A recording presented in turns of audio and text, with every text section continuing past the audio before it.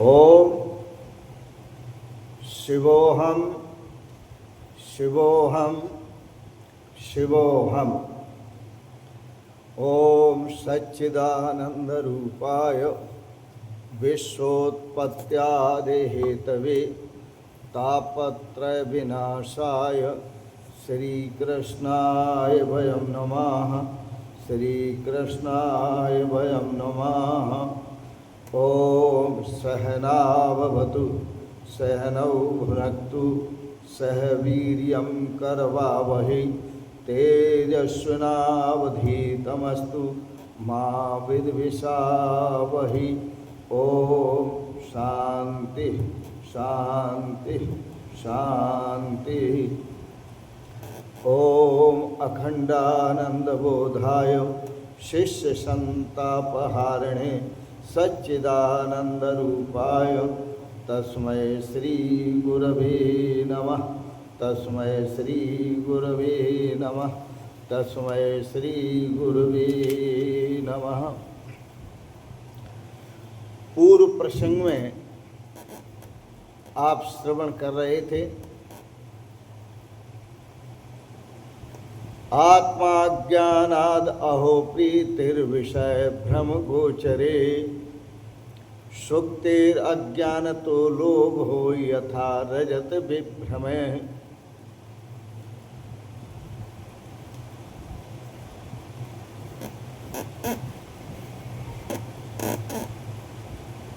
गुरुदेव ने प्रश्न किया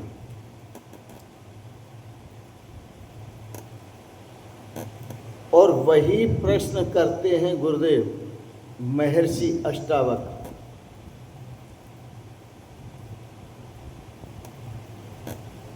जो शिष्य का अनुभव है,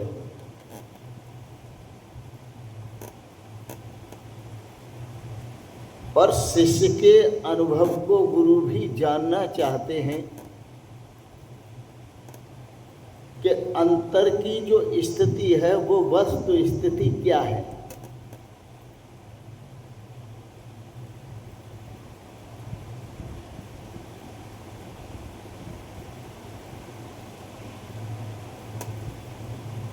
तो पहले पूछा जनक जी ने गुरुदेव महर्षि अष्टावक्र से कि जो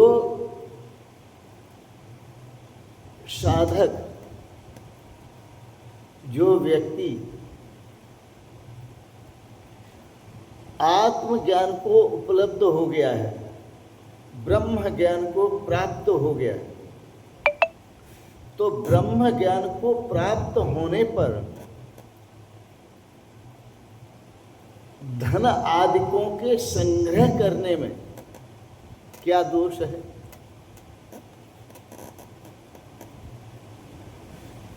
अभी उसकी बात नहीं पूछी जो आत्मज्ञान को प्राप्त नहीं हुआ है, उसकी वस्तु स्थिति पूछ रहे हैं कि जो आत्मज्ञान को उपलब्ध हो गया है और उसके बाद भी वह धन आदिकों का संग्रह कर रहा है, इसमें क्या दोष है। जनक जी राजा थे, उनके पास धन वैभव बहुत था और पूरे धन वैभव को साज संवार कर रखते थे, इकट्ठा भी करते थे।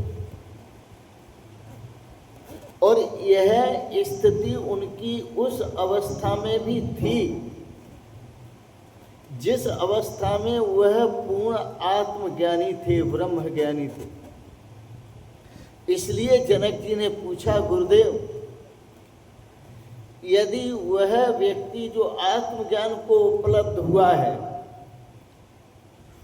वह धन आदिकों का संग्रह करता है, राजकाज को संभालता है, घर परिवार को इकट्ठा करता है, इकट्ठा रखता है और धन का संग्रह करता है, तो उसमें क्या दोष है। बड़ी सुंदर बात पूछिए। आज के समाज में बड़ी विडंबना है कि संत के पास यदि पद देखते हैं, प्रॉपर्टी देखते हैं, धन संपत्ति देखते हैं, तो जिनको कहना चाहिए, जो मूर्ख लोग हैं, जो अज्ञानी लोग हैं, जो धूर्त स्वभाव के हैं, वो पता नहीं संतों को क्या क्या कह जाते हैं। ये शब्द मैंने इसलिए प्रयोग नहीं किए कि मुझे किसी से द्वेष है, मैंने इसलिए प्रयोग किए कि मूर्ख इसलिए कि वो मुंह रखने लायक हैं, अर्थात चुप रहने लायक हैं, क्योंकि उनको बोध नहीं है। धूर्त इसलिए कहा उनको कि वो संसार की धूल चाटने का महत्व समझते हैं, लेकिन आत्मज्ञान का, ब्रह्म ज्ञान का महत्व नहीं समझते।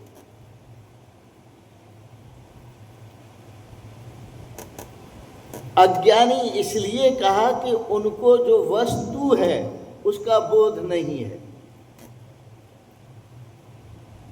वस्तु क्या है उसका उनको बोध नहीं है। तो जनक जी पूछते हैं, गुरुदेव इसमें दोष क्या है, मैं ये जानना चाहता हूं। बड़ी सुंदर बात है कि ब्रह्म ज्ञान के होने पर धन आदिकों के संग्रह करने में क्या दोष है। गुरुदेव उत्तर देते हैं, सावधान, ये जनक अष्टावक्र संवाद है। संवाद वहां होता है जहां दोनों ज्ञानी होते हैं, विवाद वहां होता है,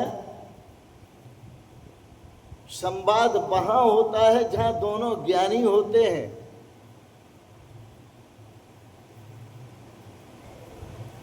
तो यहां दोनों ज्ञानी हैं, और विवाद वहां होता है जहां दोनों अज्ञानी होते हैं। दो अज्ञानियों में विवाद बहुत होता है, लेकिन निर्णय कुछ नहीं मिलता। और जहां दोनों ज्ञानी होते हैं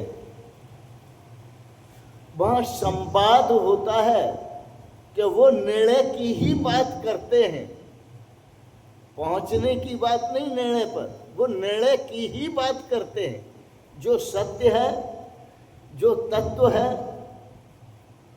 जो स्वरूप है, उसी की बात करते हैं। और एक अज्ञानी होता है और एक ज्ञानी होता है, वहां भी संवाद होता है, क्योंकि वो अज्ञानी है परंतु वो जिज्ञासु है। और किसका जिज्ञासु है? वह उसी परमात्म तत्व का जिज्ञासु है। तो जिज्ञासु जो जिज्ञासा प्रकट करता है वो परमात्म तत्व की करता है कि वह परमात्म तत्व कैसे प्राप्त होगा, उस परमात्म तत्व का अनुभव कैसे होगा।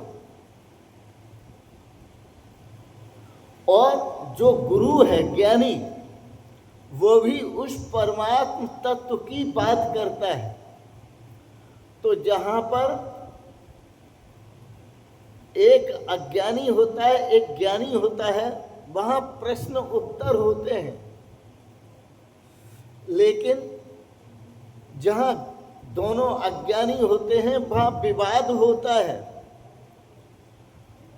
और जहां दोनों ज्ञानी होते हैं वहां दोनों के मुखारबिंद से तत्व की चर्चा, निर्णयात्मक चर्चा होती है। तत्व की निर्णयात्मक तत्व की चर्चा होती है। ये समझने की बात है। तो महर्षि अष्टावक्र कहते हैं, हे तात, हे शिष्य, हे प्रिय, विषयों में अर्थात स्त्री में, पुत्र में, धन आदिकों में जो प्रीति होती है, यह बड़े समझ की बात है। जो प्रीति होती है वो क्यों होती है, ये समझने की बात है, और इसे ही समझना है। स्त्री में, पुत्र में, धन में, राज्य में, पद में, प्रतिष्ठा में, खजाने में, परिवार में, घरबार में जो प्रीति होती है वो क्यों होती है, ये बड़ा प्रश्न है, गजब का प्रश्न है। प्रीति होती है आत्म स्वरूप के अज्ञान से। जब तक आपको आत्म स्वरूप का अज्ञान रहेगा, तब तक विषयों में प्रीति बनी रहेगी, और जब आत्म स्वरूप का ज्ञान होगा तो विषयों से प्रीति हट जाएगी, हटानी नहीं पड़ेगी। विषयों से प्रीति हटानी नहीं पड़ेगी, हट जाएगी। तो विषयों में जो प्रीति होती है, धन आदिकों में, स्त्री पुत्र आदिकों में जो प्रीति होती है, वह प्रीति आत्मा के अज्ञान से होती है कि आपने अपने आत्म स्वरूप को नहीं जाना है, इसलिए प्रीति होती है।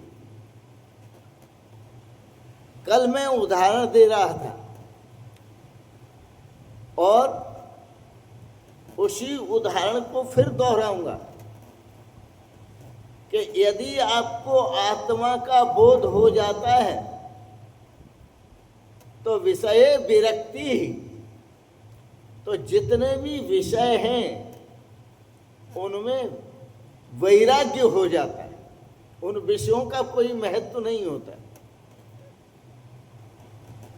फिर आप उन विषयों में भले ही बने रहें, आपके आसपास विषयों का अंबार लगा रहे, ढेर लगा रहे, लेकिन उन विषयों में आपका लोभ, उन विषयों को भोगने की जो लोभ प्रवृत्ति है वो नहीं होगी, भले ही सब कुछ बना रहे। इसका मतलब राजा जनक जी ये कहना चाहते हैं गुरुदेव से, गुरुदेव यह राजपाट, स्त्री पुत्र रानी आदि जो कुछ भी है विषय भोग, इनमें मैं रहता जरूर हूं, परंतु इनसे मेरा कोई प्रयोजन नहीं है, इनसे मेरा कोई संबंध नहीं है, क्योंकि मैं आत्म स्वरूप को प्राप्त हूं। तो इनमें जो प्रीति होती है संसार के विषयों में, वो आत्मा के अज्ञान से होती है, और ये विषय न तो हटाए जा सकते हैं, न बुलाए जा सकते हैं, न तो हटाए जा सकते हैं, न संजोए जा सकते हैं। ये तो स्वाभाविक प्रकृति का स्वभाव है। इन विषयों से आत्मा का कोई प्रयोजन नहीं है, और यह विषय आत्मा में प्रतीति मात्र है, वास्तव में है नहीं। तो कल आपको बता रहे थे, आत्मा के अज्ञान से इन समस्त विषयों में आसक्ति होती है, विषयों को भोगने का लोभ उत्पन्न होता है, विषयों को भोगने की कामना उत्पन्न होती है। किसके कारण? आत्मा के अज्ञान के कारण। इसका सुंदर शास्त्रों में प्रसिद्ध उदाहरण, दृष्टांत, जैसे जब बच्चे छोटे होते हैं, नदी के किनारे, समुद्र के किनारे जाते हैं, वहाँ बहुत सीपियाँ पड़ी होती हैं, कल उदाहरण दिया था ना, और उन बच्चों को बोध नहीं है कि ये सीपी हैं। इथा सुप्तौ इदम रजतम, पर वो बच्चे उन सीपियों को रजत चांदी समझते हैं।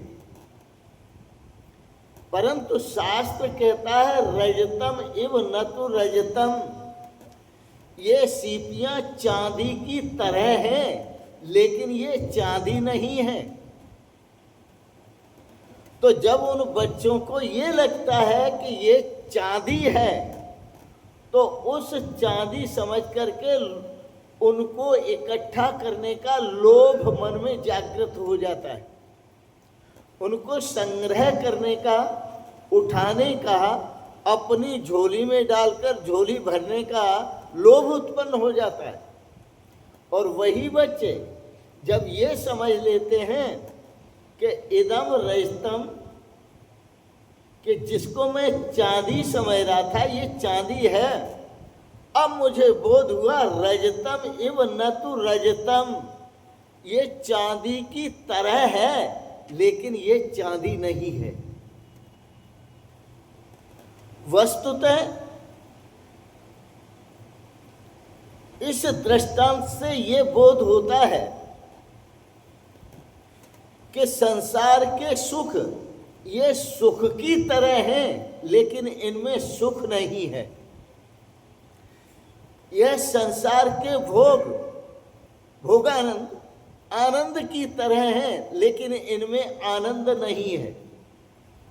और इन भोगों में जो आसक्ति होती है वह स्वरूप के अज्ञान से होती है कि हमने अपने स्वरूप को जाना नहीं। जैसे उन बच्चों की जो आसक्ति सीपी में हुई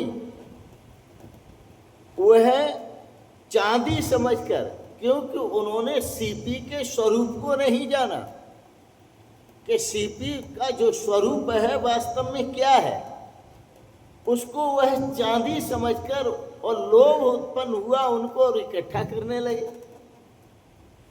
इसी तरह से इस जगत में रहने वाले जितने भी व्यक्ति हैं वो इन विषयों में जो आसक्ति करते हैं, विषयों को इकट्ठा करने में लगे रहते हैं, वह सिर्फ आत्म अज्ञान के कारण, और इसलिए दुख पाते हैं वो, क्योंकि संसार की कोई वस्तु कायम रहने वाली नहीं है।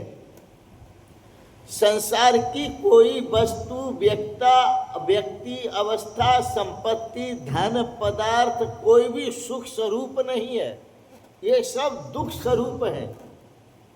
घर बार परिवार सब दुख स्वरूप हैं, क्योंकि आप इनमें जब आसक्त होते हैं तो सुख मान करके आसक्त होते हैं, और जब आप इनको छोड़ते हैं तो दुख मान करके छोड़ते हैं। सोचिए, इसलिए सुक्ति के, सीपी के अज्ञान से रजत का भ्रम हुआ। उसमें बच्चों ने सीपी के स्वरूप को नहीं जाना, इसलिए उसमें चांदी का भ्रम हुआ और लोभ उत्पन्न हो गया और इसे इकट्ठा करने लगे। इसी तरह आत्म अज्ञानात् जगत भाति, जो अज्ञानी पुरुष हैं, मैं अज्ञानी उनको कहता हूं जिन्होंने अपने आत्म स्वरूप को नहीं जाना। तो आत्म अज्ञानात्, आत्म स्वरूप को न जानने के कारण यह जगत कितना सुंदर दिखाई देता है। और इस जगत को ही इकट्ठा करने में लग जाते हैं। लगता है कि ये जगत सुख का भंडार है, लगता है कि ये जगत से मतलब मेरा राजपाट है, पद है, पदार्थ है, स्त्री है, पुत्र है, धन धान्य है, लगता है ये सुख का भंडार है। लेकिन याद करो, जब दुनिया में आए थे तो आप कुछ लेकर के नहीं आए थे, और जब दुनिया से जाएंगे तो आप कुछ लेकर के नहीं जाएंगे। आपके आने पर यहाँ आपको यह सब मिला है, चाहे परिवार हो, चाहे धनवार हो, जो भी कुछ है, राजपाट हो, छोटी से छोटी चीज़ें और बड़ी से बड़ी चीज़ें सब आपको यहाँ आने पर मिली हैं। और याद रखना, जब आप यहाँ से जाएंगे तो यहाँ छोड़ करके जाएंगे, किसी भी वस्तु को आप ले नहीं जा सकते। संसार की कोई भी वस्तु कितनी ही प्रिय हो, क्या आप धन से प्रीति करते हैं, धन को ले जाएंगे? राज्य से, घर परिवार से प्रीति करते हैं, क्या ले जाएंगे? भाई बहन से, स्त्री पुत्र से प्रीति करते हैं, क्या ले जाएंगे? सब यही मिला और यही छूट जाएगा, हिसाब बराबर होगा।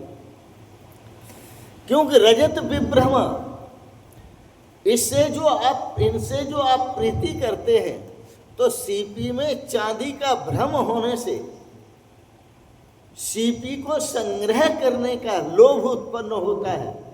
इसी तरह इस संसार में, जगत में, संबंधियों में, पारिवारिक जनों में, धन आदिकों में, पद में, पदार्थ में हम सुख की प्रतीति होती है, सुख है नहीं इसमें, सुख की प्रतीति होती है और हम उसमें आसक्त होने लगते। लेकिन किसके कारण आसक्त होते हैं? आत्म अज्ञानात्। पर आपको आत्मा का ज्ञान होना चाहिए। गुरुदेव कहते हैं, राजन सुनो, तुम्हें कुछ अनुभव हुआ, कुछ समझे?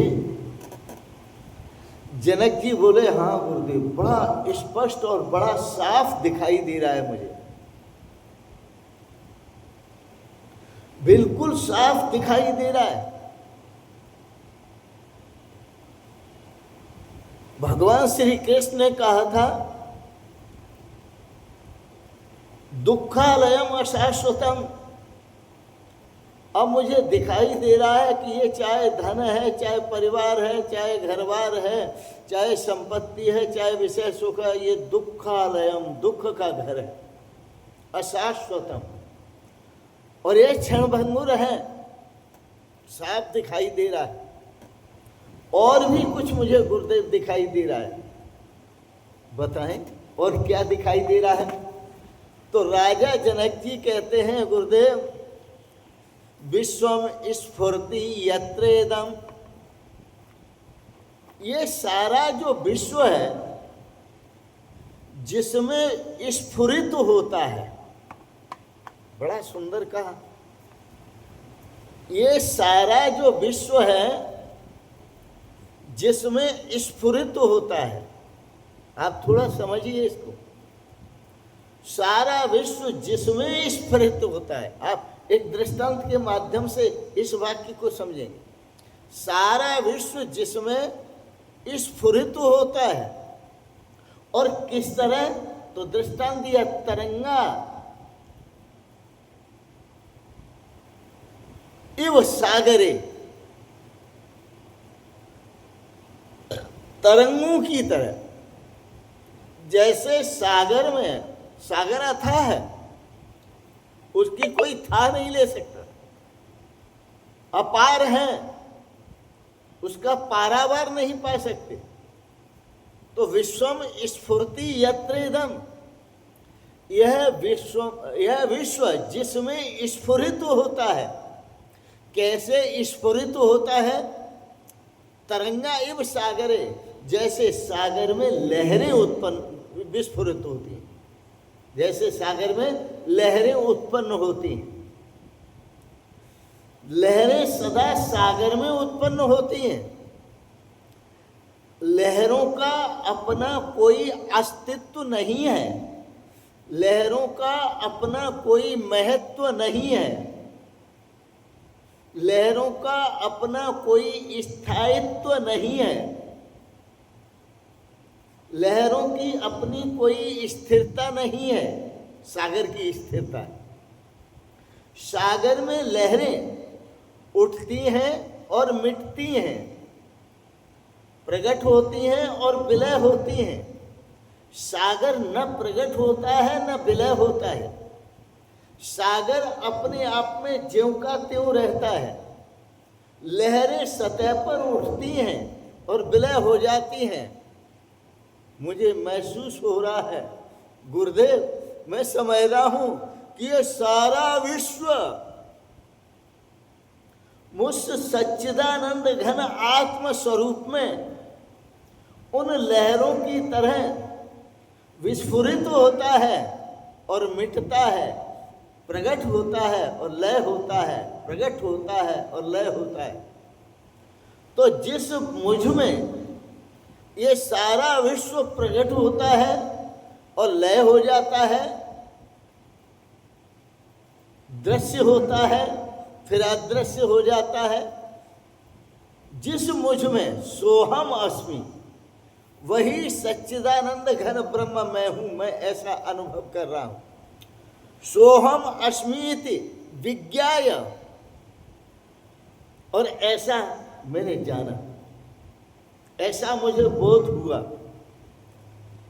और जब ऐसा मुझे बोध हुआ तो किम दीन इव धावती, जिसे ये बोध हो गया कि सारे आनंदों का केंद्र मेरा स्वरूप है, सारे शाश्वत सुखों का केंद्र मेरा स्वरूप है, समस्त शांति का शाश्वत केंद्र मेरा स्वरूप है, और संपूर्ण शाश्वत आनंद का जो केंद्र है मेरा स्वरूप है।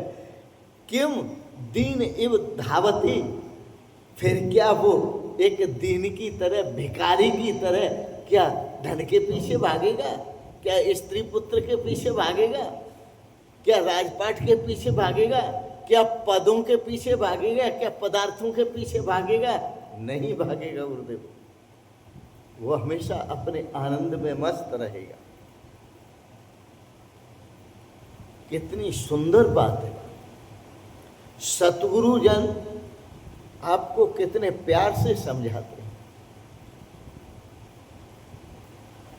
बड़ा सुंदर है। और इसी भाव से आपको एक भजन सुनाते हैं, बड़े प्रेम और श्रद्धा से श्रवण करें।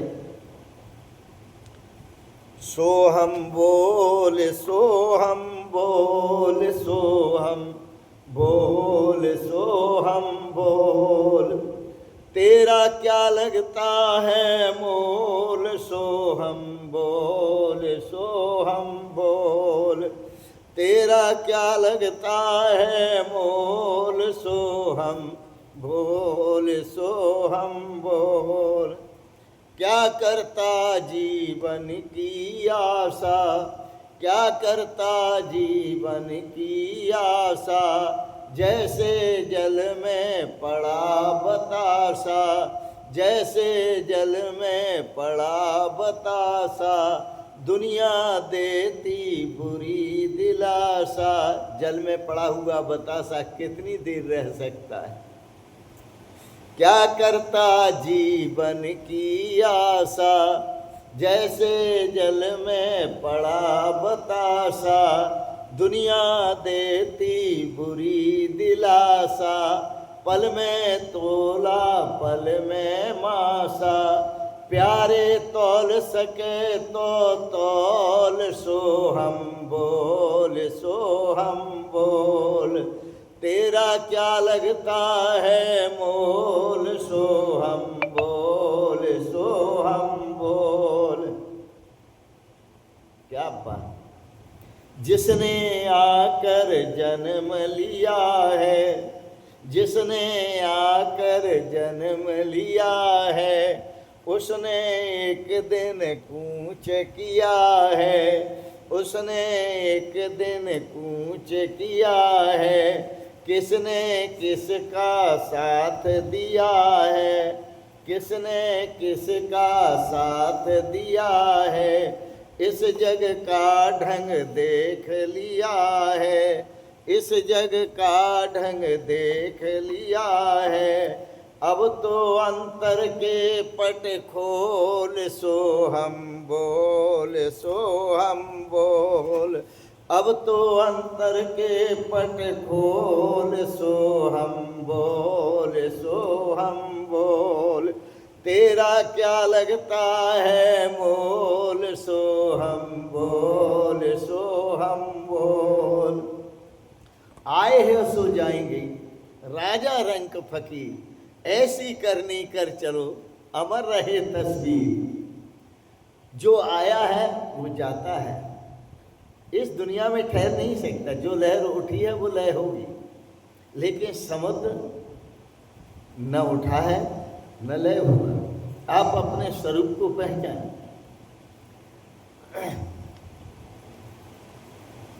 इस सारे जगत का ढंग देख लिया है, अब तो अपने अंदर के जो पट हैं खोलो। संत महापुरुष जगाते हैं, अंदर के पट खोल दी तो ये राम मिलेंगे, अंदर के पट खोल दी तो ये राम मिलेंगे, राम मिलेंगे तो ये श्याम मिलेंगे, राम मिलेंगे तो ये श्याम मिलेंगे। राधे श्याम बोल रही तो ये राम मिलेंगे। अपने भीतर जो वृत्ति है उस वृत्ति को समझाओ और उस वृत्ति से कहो भगवान का भजन करो, भगवान का चिंतन करो, स्वरूप का बोध प्राप्त करो, स्वरूप का चिंतन करो। नहीं तो याद रखना, जब यम फांस गले में डारे, जब यम फांस गले में डारे, सुत पितु मातन कोई उबारे, सुत पितु मातन कोई उबारे। जब यमराज तुम्हारे गले में फांस डालेंगे, फांस का फंदा डालेंगे, तो संसार में कोई पारिवारिक बचाने वाला नहीं है, पारिवारिक जाने। और तुमने देखा होगा, आदमी मरता है, गुड़ कर रहा है, सांसें अटक रही हैं, सारा परिवार, रिश्तेदार, घरबार, धन संपत्ति सब कुछ है आसपास, लेकिन कोई काम नहीं आ रहा है। जब यम फांस गले में डारे, सुत पितु मातन कोई उबारे, घर से बाहर तुरंत निकारे। सांस निकली और मुर्दे को घर से बाहर करो से, नहीं तो भूत बन जाएगा, इस घर में ही चिपकेगा। घर से बाहर तुरंत निकारे, करके नगिन तेरा तन जा रे। इसके कपड़े उतारो, सारे कपड़े उतार लेते हैं, ये तो घर में जो उतर जाते हैं कपड़े, और उसके बाद नया कपड़ा पहनाते हैं। इसका भी बड़ा विज्ञान है, पुराना कपड़ा उतारना, नया पहनाना। इसका मतलब है पुराने शरीर को त्यागना और नए शरीर को धारण करना। सब जानते हैं कि जो कपड़े चाहे कीमती हो चाहे सस्ते हो, पहने हुए व्यक्ति होता है और मर जाता है तो वो उसके कपड़े सब उतार दिए जाते हैं। एक लट्ठा लाते हैं, लट्ठा का मतलब सफ़ेद कपड़ा, और फिर उसके ऊपर वो डाल देते हैं, फिर अपनी तरफ से डाल करके, और जब शमशान में ले जाते हैं और वहाँ जलाते हैं, चिता पर रखते हैं, तो वो कपड़ा भी हटा देते हैं, जिसे शमशान का स्वामी ले जाता है, या छोटी जाति का व्यक्ति वहाँ शमशान में रहता है, जो अपनी पूजा पाठ अपने ढंग से करता है, वो कपड़ा वो ले जाते हैं। तो वो कपड़ा उड़ाते भी हैं और उतार भी देते हैं, और फिर भी सीख नहीं आती, फिर भी समझ नहीं आती। तो याद रखें, जब यम फांस गले में डारे, सुत पितु मातन कोई उबारे, घर से बाहर तुरंत निकारे, करके नगिन तेरा तन जारे, करके नगिन तेरा। देखिए नगिन शब्द आ गया ना, मैंने कहा वो भी कपड़ा उतार देते हैं, नगिन करके शरीर को आग में जलाते हैं। करके नगिन तेरा तन जारे। अब तू जिनसे प्रेम करता था, तेरे जो तुझसे प्रेम करते थे, आज प्रेम की पोल खुल गई। करके नगिन तेरा तन जारे, खुली प्रेम की पोल। उस दिन तादिन खुली प्रेम की पोल, सो हम बोल, तेरा क्या लगता है मोल, सो हम बोल, तेरा क्या लगता है मोल, सो हम बोल। अरे याद करो, जब इस जग में आना जाना, तो क्या करोगे? आना जाना बना है तुम्हारा, तुम रुक नहीं सकते, आओगे और जाओगे, आओगे और जाओगे। तो एक काम कर लो, जब इस जग में आना जाना, एक काम कर लो। क्या काम कर लो? सबको ज्ञान धर्म सिखलाना, सबको अपने आत्म स्वरूप का ज्ञान कराओ, सबको अपने धर्म का ज्ञान कराओ। हमारा धर्म क्या है? हम इस संसार में आए किस लिए हैं? हम संसार के भोगों में आसक्त रहने के लिए या भोगों को भोगने के लिए नहीं आए। हम अपने संसार में इसमें आए हैं तो अपने आत्म स्वरूप का बोध करने के लिए आए, इसलिए आपको मानव जीवन मिला है। जब इस जग में आना जाना, सबको ज्ञान धर्म सिखलाना, गुरु भक्ति का पाठ पढ़ाना, गुरु भक्ति का पाठ पढ़ाना, हरदम सतगुरु के गुण गाना, गुरु भक्ति का पाठ पढ़ाना, सबको आत्म ज्ञान सिखाना। बड़ी सुंदर बात है, कितनी सुंदर। इसमें जो है अंतिम कड़ी में बड़ा सुंदर उपदेश है। जब इस जग में आना जाना, कर्मों के कारण, प्रारब्ध के कारण लाई हयात आए, ले चली कजा चले, न अपनी खुशी आए न अपनी खुशी चले। अपना जो पुण्य पाप आत्मक कर्म है वो संसार में लेकर के आता है, और जो मौत है, जब देखते हैं कि वो सब भुगतान हो गया तो मौत आती है और लेकर के चली जाती है। तो प्रारब्ध से खिंचे हुए संसार में आते हैं और फिर जब मौत आती है तो वो लेकर के चली जाती है।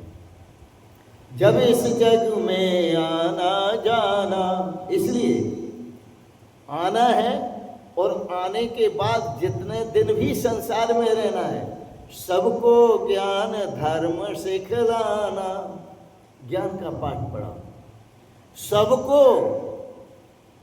अब आदमी सोच लेता है, व्यक्ति सोच लाता है सबको ज्ञान का पाठ पढ़ा। अरे भाई, तुम सबको तो ज्ञान देते हो, यही तो मुश्किल है कि सबको ज्ञान देते हैं लेकिन खुद आचरण नहीं करते और खुद ज्ञान को प्राप्त नहीं होते और खुद ज्ञान को नहीं समझते। यही गलती हो रही है। सबको ज्ञान देते हैं। यहाँ किसी भी व्यक्ति के पास बैठ जाओ और बैठोगे तो वो आपको जरूर उपदेश देने लगेगा। कोई जरूरी नहीं है कि वो ज्ञानी हो, वो आपको उपदेश देगा। अज्ञानी होने पर, मूर्ख होने पर भी आपको उपदेश देगा। इसलिए हमेशा ज्ञानियों का सत्संग करो, भगवान के भक्तों का संग करो। इसलिए भगवान श्री राम ने रामचरितमानस में कहा, सबरी को उपदेश देते हुए, प्रथम भक्ति संतन कर संगा। पहली भक्ति यह है कि संतों का सत्संग करो। तो जब इस जग में आना जाना, सबको ज्ञान धर्म सिखलाना, गुरु भक्ति का पाठ पढ़ाना। गुरु भक्ति का पाठ पढ़ाओ ताकि गुरु की शरण में जाकर प्रत्येक प्राणी अपने स्वरूप का ज्ञान प्राप्त कर सके, आत्मज्ञान प्राप्त कर सके। गुरु भक्ति का पाठ पढ़ाना, सबको आत्म ज्ञान सिखाना। सबको आत्मज्ञान कराओ, आत्मज्ञानी बनाओ, सबको आत्म ज्ञान कराना, हरदम सतगुरु के गुण गाना। जो हमें हमारे आत्म स्वरूप का साक्षात्कार कराते हैं, आत्मदर्शन कराते हैं, ऐसे सतगुरु के सदा गुणगान करो, यह उनकी कृपा है। गुरु की कृपा कटे जम फांसी। गुरु की कृपा जब हो जाती है जीवन में तो यमराजों की फांसी भी कट जाती है। गुरु की कृपा कटे जम फांसी, निर्मल ब्रह्म मिले अविनाशी। और हमें उस निर्मल ब्रह्म की प्राप्ति होती है जिस ब्रह्म में न आना है न जाना है, न जन्मना है न मरना है, न कटना है न पिटना है। तो गुरु भक्ति का पाठ पढ़ाना, सबको आत्म ज्ञान कराना, हरदम सतगुरु के गुण गाना। बस ये जीवन है अनमोल, सो हम बोल, सो हम बोल। बस ये जीवन है अनमोल, सो हम बोल, सो हम बोल। तेरा क्या लगता है मोल, सो हम बोल, सो हम बोल। सोहम और शिवोहम बोलने में तुम्हारा कुछ जाता नहीं, न धन खर्च होता है, न बुद्धि खर्च होती है, न और कोई हानि पहुंचती है। आनंद ही आनंद है, आनंद लो जिंदगी का। सोहम बोल, सोहम बोल, तेरा क्या लगता है मोल, सोहम बोल, सोहम बोल। सोहम सो जाका है जाप, सोहम सो, सो हम सो, सो हम सो, सोहम सो जाका है जाप, ताको लिप्तन पुण्य और पाप। ऐसा जिसका जाप है उसको पाप और पुण्य लिपायमान नहीं करते, उसको अच्छे और बुरे कर्म भी नहीं लगते, इसलिए वह जाने आने से मुक्त हो जाता है, सदा सदा के लिए मुक्त हो जाता है। और वह सदा अपने जीवन में परम आनंद की अनुभूति करता है, शाश्वत शांति की अनुभूति करता है, शाश्वत सुख का अनुभव करता है। तो इस प्रकार से आप सदा जीवन में शाश्वत सुख का अनुभव करें, शाश्वत शांति का अनुभव करें और शाश्वत आनंद का अनुभव करें। इन शब्दों के साथ ही वाणी को विराम देंगे। आज के प्रसंगत आपने बड़े प्रेम और श्रद्धा से भगवत चर्चाओं को सत्संगात्मक, ज्ञानात्मक, आत्मज्ञानात्मक चर्चाओं को श्रवण किया, इसके लिए बहुत बहुत अनुग्रहित हैं। और एक बात जरूर कहेंगे, आप सब पर भगवान की कृपा बनी रहे और आप सब सदा सपरिवार स्वस्थ और सुखी रहे। मेरे बहुत बहुत आपको आशीर्वाद, मेरी बहुत बहुत शुभकामनाएँ और मेरे आपको बहुत बहुत प्रणाम प्रणाम प्रणाम। शिवोहम शिवोहम शिवोहम।